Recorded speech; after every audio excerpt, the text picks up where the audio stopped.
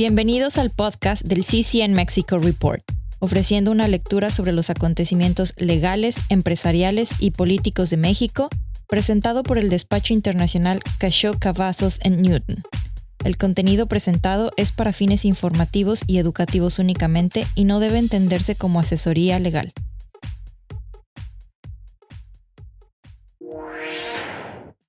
Bienvenidos a la segunda edición del CCN Mexico Report podcast y la primera en español. Soy Mario Melgar y comentaré con ustedes 4 artículos recientemente publicados en el CCN Mexico Report. 300 palabras, por el Dr. Mario Melgar Adalid. La guerra en Ucrania ha captado la atención del mundo. También ha impactado a México, que condenó el ataque ante el Consejo de Seguridad de las Naciones Unidas, del cual México es miembro. A pesar de su denuncia en la ONU, México ha mantenido una posición neutral basada en sus principios constitucionales que rigen la conducción de la política exterior.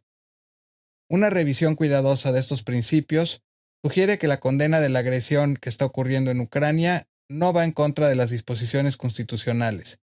Por el contrario, existen numerosos elementos que permiten al país apoyar la adopción de una postura más dura contra el conflicto. El enunciado de los mismos así lo sugiere: la solución pacífica de las controversias, la no intervención, la proscripción de la amenaza o el uso de la fuerza en las relaciones internacionales y la cooperación internacional para el desarrollo y la lucha por la paz y la seguridad internacionales.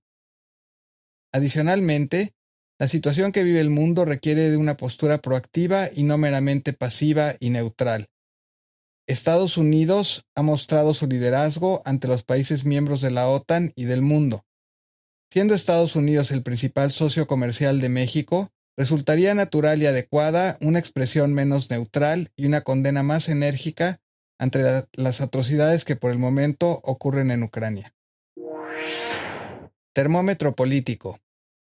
Independientemente del resultado de la elección revocatoria que se realizó en el país el 10 de abril para determinar la permanencia del presidente en el cargo, en México se llevarán a cabo elecciones de gobiernos locales en los estados de Aguascalientes, Durango, Hidalgo, Oaxaca, Quintana Roo y Tamaulipas.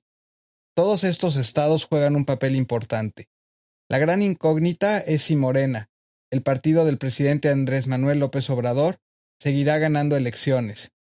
El índice de aprobación del presidente López Obrador ha bajado 4 puntos, de 62% a principios del 2022 al 58% en marzo. Pero eso no constituye un indicador inequívoco de que los votantes vayan a cambiar sus preferencias políticas cuando se celebren las elecciones el 5 de junio del 2022. De los 6 estados que he mencionado, el Partido Acción Nacional gobierna en 3, Aguascalientes, Durango y Tamaulipas. El Partido Revolucionario Institucional gobierna en 2, Hidalgo y Oaxaca, mientras que el Partido de la Revolución Democrática en 1, Quintana Roo. Morena, el partido en el poder, en ninguno de estos. De manera que Morena tiene todo que ganar y nada que perder. Los otros partidos que conforman la oposición política se juegan buena parte de su capital político, en particular el PRI, que ha mantenido su bastión en estados tradicionalmente priistas, como lo son Hidalgo y Oaxaca. Los resultados sobre la revocación del mandato son un indicador de qué esperar. No obstante, 2 meses son todavía mucho tiempo en la volátil política mexicana. Ya veremos cómo se comporta el termómetro político de México en unos meses. Nueva NOM para etiquetado de productos textiles, prendas de vestir, sus accesorios y ropa de casa, por Iker Diegues y Fernanda Revilla. El 14 de enero del 2022, la Secretaría de Economía publicó en el Diario Oficial de la Federación la nueva norma oficial mexicana en materia de información comercial, etiquetado de productos textiles, prendas de vestir, sus accesorios y ropa blanca. La nueva NOM entrará en vigor a partir del 14 de enero del 2023 y sustituirá a la NOM anterior vigente desde el 2006. El objetivo de la nueva NOM es establecer las reglas para proporcionar la información al consumidor final que deben contener los empaques y etiquetas de los productos textiles, prendas de vestir, sus accesorios y ropa blanca, ya sea de fabricación nacional o de importación, para productos importados y vendidos en México. Entre las nuevas disposiciones de la NOM se encuentran las siguientes. 1. Se amplía la lista de productos exentos de cumplimiento, incluyendo mascarillas quirúrgicas, ropa desechable, cordones y correas textiles, entre otros. 2. Se incorporan nuevas normas de referencia y se añaden definiciones relevantes. 3. El uso del número de registro de contribuyente del fabricante, licenciatario o importador se vuelve obligatorio.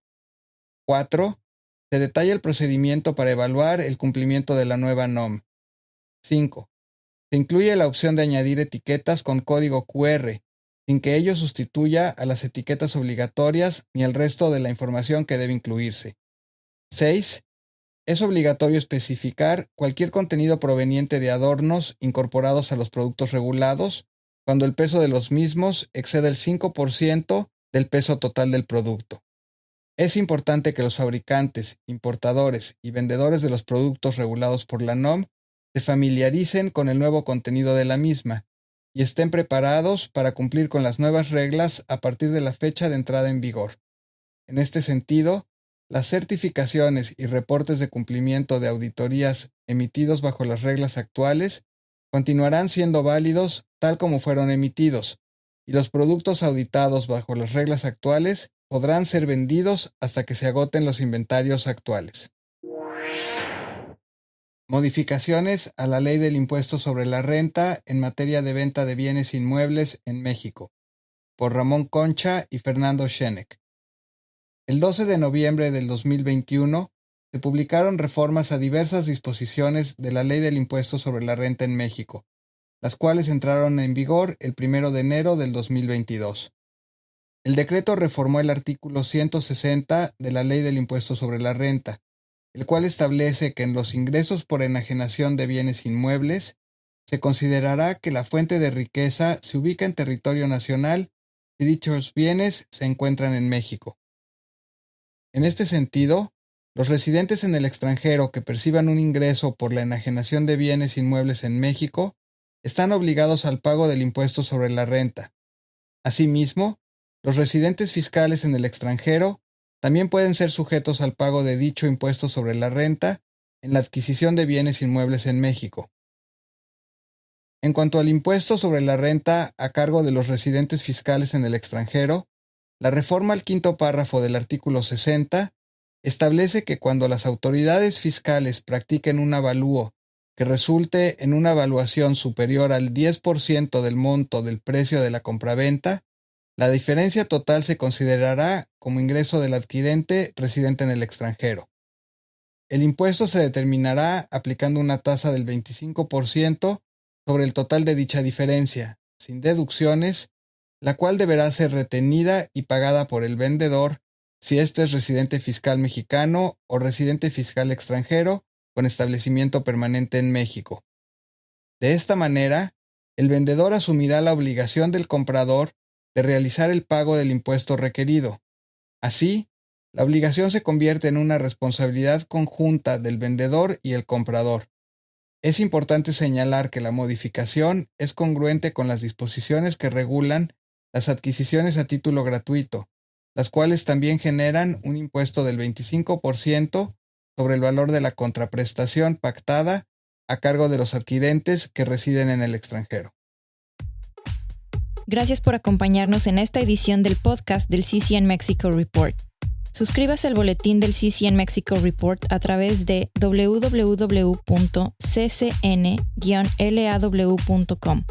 El contenido presentado se encuentra protegido por derechos de autor en 2022 por Kesho Cavazos & Newton LLP. Derechos reservados.